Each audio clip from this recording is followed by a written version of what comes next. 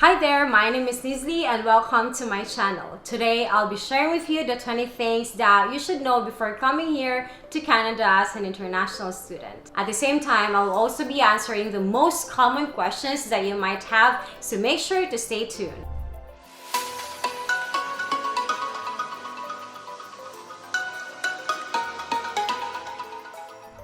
I am an international student at Seneca College here in Toronto, Canada.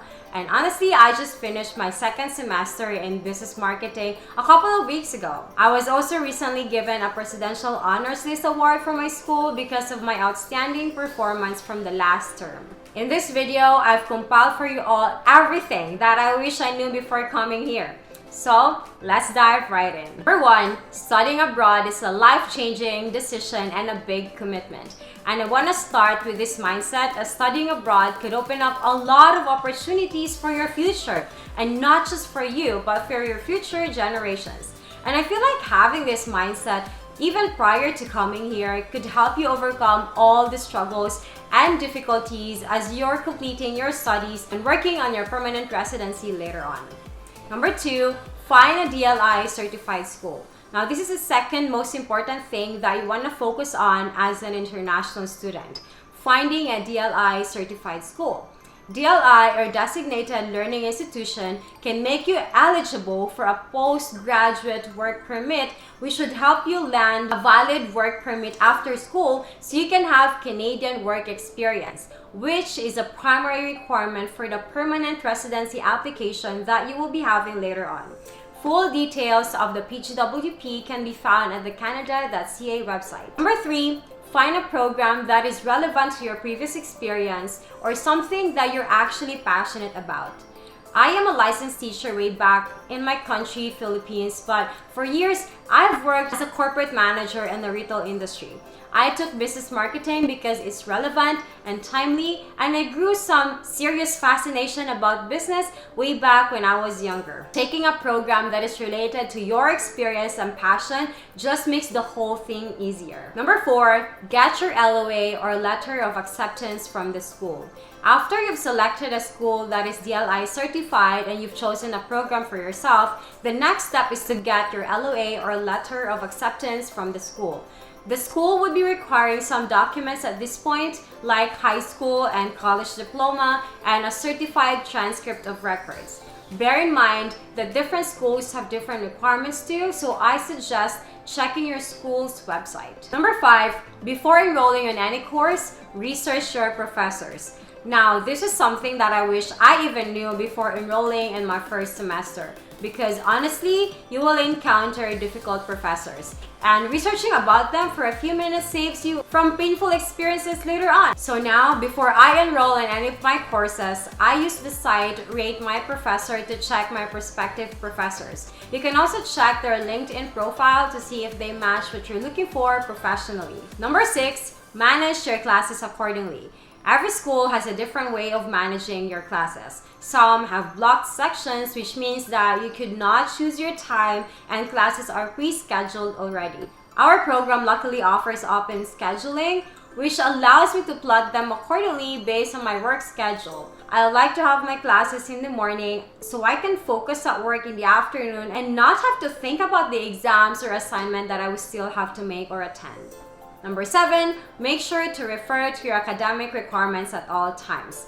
As you start your semester, you will have access to the school website where you can check your academic requirements. Your academic requirements will serve as your guide on what courses you should be taking in a specific term and which ones are actually prerequisites and co-requisites with one another. Number 8, ask help from your program advisor.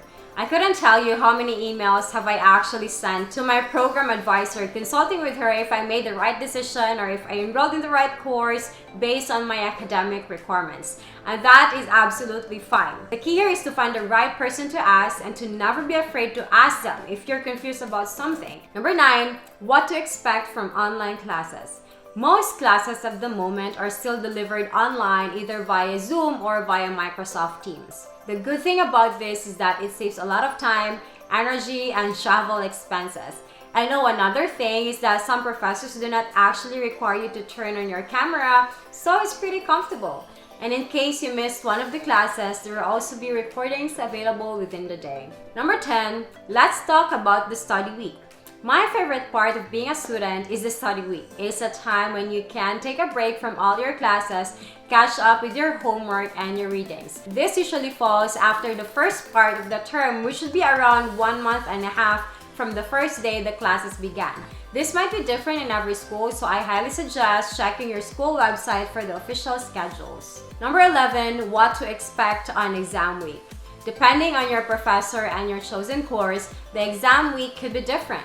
Based on my experience, it could either be a multiple choice exam, an argumentative essay with MLA APA citations, a response assignment, or a group work. Here in Canada, you can never copy-paste something without proper citations because plagiarism is a huge thing here. Even before you submit your work, it will have to go through an online plagiarism checking site so as to make sure that you're actually writing your own essays or citing the authors properly. Now, before we proceed with number 11, if you haven't already, make sure to subscribe to my channel. And if you have questions, comment them down below as I might answer them on my next video. Number 12, different grading system. At least it's different from my country, Philippines. In Canada, it's based on letter grade designations, just like this one. And for me, honestly, it's more flexible because it's by range. If you're aiming to be in the President's Honors List though, you would need to be a full-time student with 4.0 GPA. It's definitely not easy, but completely possible. Number 13, refer to the updated schedules published by the school. This is where you will see the important schedules for each term. Here's where you will see the start date of the classes, the deadline for the tuition fees, or when the first half of the term is over for the study week. I refer to this site all the times for guidance. And I'm pretty sure all schools have this kind of academic schedule announcement too. Number 14, how to manage your time during the finals. I prioritize my studies based on what's urgent and what's important. And so I tend to spend more on my major subjects in marketing versus my gen ed subjects.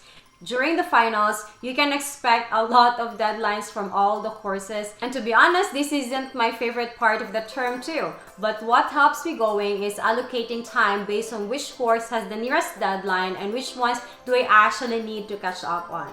Number 15, join Facebook groups of students. It's so helpful to find a community inside your school. I am so lucky to be part of the Filipino community at Seneca as they've guided me so much on some helpful steps and insights even before I came here. You can search yours either on Facebook or ask your program advisor to connect you to your local community. Number 16, join IRCC's webinars that will be initiated by the school. Usually towards the end of the semester, an IRCC representative will be invited by your school to give an orientation about either PGWP or permanent residency pathways. The rules of Canada when it comes to residency is constantly changing, so it's a good idea to join IRCC webinars when they're held and ask a lot of questions. Number 17, submit discussion boards and assignments on time. Most professors here are very stern when it comes to deadlines. Some even have like a 10% deduction every day when you submit late. So I highly suggest placing your deadlines in your calendar and be mindful of them. But in case there are emergencies, please let the professor know right away that you will be submitting late. Number 18, participate in the class discussion. When you participate in the class discussion, your professor recognizes you and will in turn give you a subjectively higher grade. This is based on experience. No professor would actually ever want to discuss with zero participation, right? So make sure to share your thoughts and be not afraid to ask questions to win your professor's heart. Number 19, bring your dog or pet if you can. This is a personal advice, but bringing our dog Kriya was one of the best things we've actually ever did. If you are planning to study here alone, it might be lonely sometimes and you might get homesick. Bringing your pet is such a good idea if you have the right resources. Number 20, have fun. As a student, there are times that we focus too much on the deadlines and not on the fun things along with it. But I noticed that as long as I'm having fun, I'm able to show up with my A game in class. Remember that at the end, it's not really all about the high grades. It's about how you enjoy, how you treasure the moments with your classmates and prioritize the experience. Because at the end of it all, you can have straight A's in school and still flunk life. And that is all for today, my friends. If you have questions for me, leave them at the comment section down below. And if you haven't already, make sure to subscribe to my channel as it helps me a lot. So I'll be until my friends. I'll see you soon.